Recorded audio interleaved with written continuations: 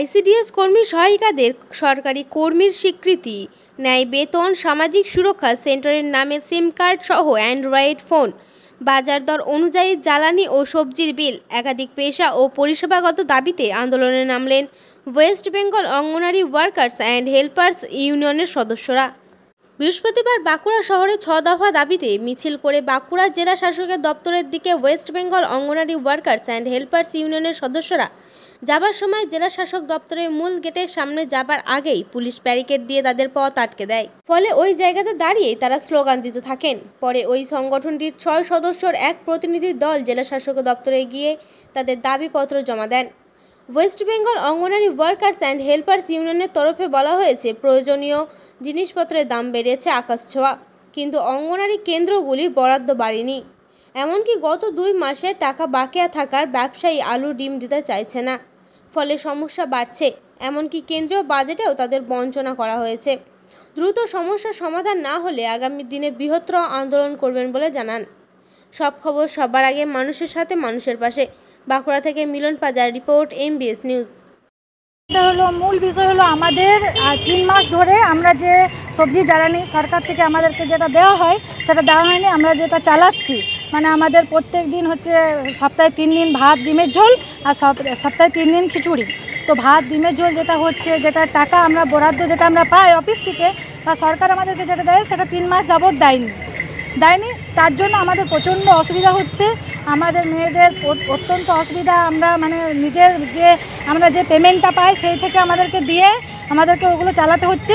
তার জন্য আমাদের বাড়িতেও প্রচণ্ড প্রবলেম হচ্ছে, সংসারেও অশান্তি হচ্ছে। তাই আমরা ওই ডিমের ঝোল, ভাত, খিচুড়ি, সবজির যে টাকাগুলো সেগুলোর জন্য আমরা ডেপুটেশনে এসেছিলাম। মোবাইল রিচার্জের জন্য মোবাইলের যে টাকা পয়সা আমাদেরকে দেওয়ার কথা ছিল সেটা দেওয়া হয়নি। এমনকি রিচার্জের যে দিন দিন দাম বাড়ছে, রিচার্জ বেড়ে গেছে, রিচার্জের দাম আমাদেরকে অফিস থেকে কম দেওয়া হচ্ছে। ফোন দেওয়ার কথা ছিল সেটা দেওয়া হয়নি। অনেক কিছু দাবির ভিত্তিতে আমরা এখানে এসেছিলাম। এখন সবজির বাজারে তো দাম আগুন ছোঁয়া, হ্যাঁ, সেই জায়গায় দাঁড়িয়ে কী করে চালাবেন, কি ভাবছেন? আমাদেরকে এরকমভাবে বলা হচ্ছে সবজির বাজারের দাম প্রচুর, আলুর দাম এত বেশি, কিছু বলার নেই। মাদের বরাদ্দ পিছু 84 পয়সা করে আলু। এবার কোনো সেন্টারে যদি কোনো সেন্টারে কর্মীর যদি মা না থাকলে তাহলে সে সেখানে আলুর বরাদ্দ পাচ্ছে না।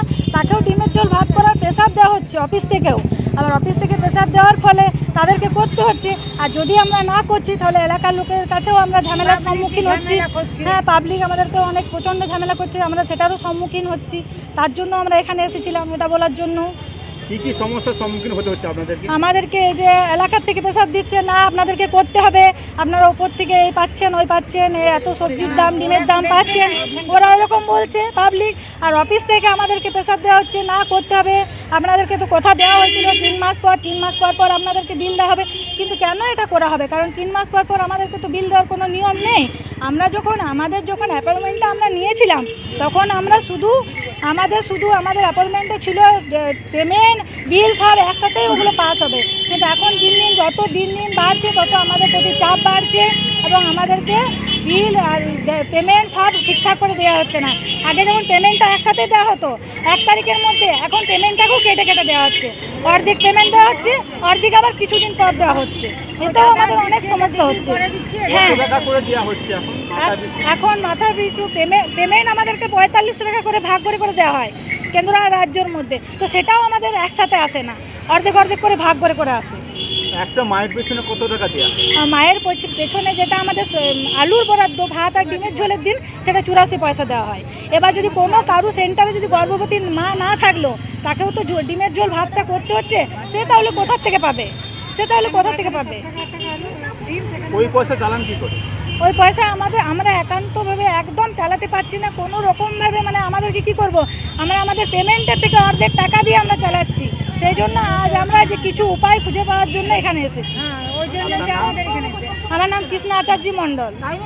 আমরা ওয়েস্ট বেঙ্গল অঙ্গনওয়াড়ি ওয়ার্কার্স এবং হেল্পার্স ইউনিয়নের পক্ষ থেকে আমাদের গত 2 মাস ধরে আমাদেরকে সরকার কোনো বিল দেয়নি।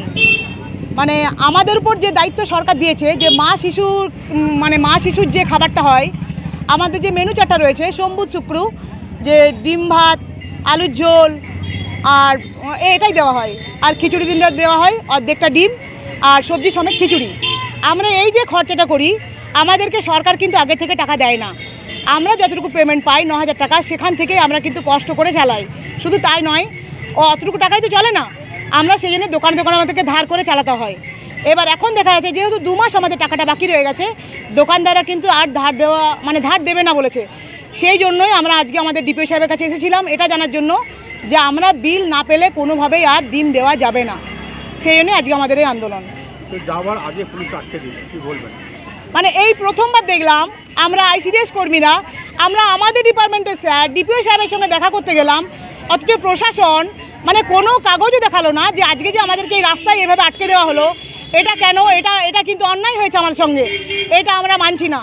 এটা আমার প্রশাসনিক স্তরে আপার লেভেলে এটাই আমার মানে জানতে চাওয়া যে এইভাবে মহিলা কর্মীদিকে কেন রাস্তার মাঝে আটকে দেওয়া হলো, এটা আমি জানতে চাইছি। সবাইকার কাছে আমি এটা জানতে চাইছি আমাদের সঙ্গে এই অন্যায় হলো কেন।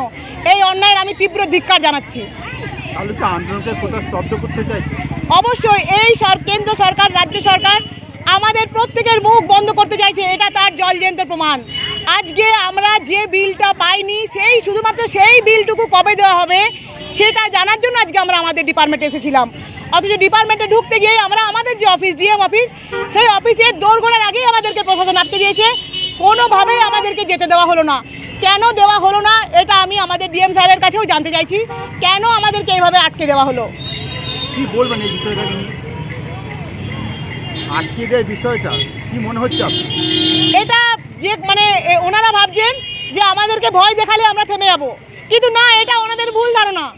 আজকে ওনারা আমাকে আটকেছেন, কিন্তু এর ভবিষ্যতে ওনাদের যদি ক্ষমতা থাকে আমাদের এখানে এভাবে আটকে দেখাবে। আমি চ্যালেঞ্জ করছি, নেক্সট টাইম কোনো দিন আমরা আমাদেরকে কোথাও আটকাতে দেবো না। এটা অন্যায় হয়েছে, এটা হতে দেওয়া যাবে না, এটা চরম অন্যায় আমাদের সঙ্গে। এটা কেন হবে? আমরা তার মতো করে উপযুক্ত ডিসিশন নেব, আমরা দেখবো ভবিষ্যতে আমাদেরকে কিভাবে আটকায়। আপনাদের দাবি মানা না হলে কি করবেন? আমাদের দাবি যদি মেনে নেওয়া না হয় আমরা আরও দীর্ঘতর আন্দোলনে যাব।